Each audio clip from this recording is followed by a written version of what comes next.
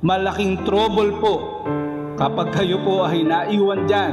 Dahil 7 taong dakilang kapigatian yan. Sabi nga ng Panginoon Hesus, doon ang paghihirap ay walang katulad. Hindi pa naganap sa kailanman dito sa mundo yung paghihirap na daranasin ng mga tao. Kaya po habang panahon tayo ng biyaya, ngayon po, panahon ng biyaya, ibig sabihin, maliligtas ka kung kahit dyan sa upuan po ninyo, sumampalataya ka sa Panginoon Hesus, magpaligtas ka sa Kanya, tanggapin mo ang Panginoon Hesus, bibigyan Kanya ng buhay na walang hanggan, katulad ng pinangako.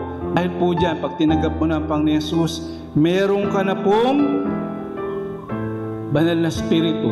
At ang banal na spirito na yan, ang magiging dahilan kung bakit makakasama ka doon po sa rapture.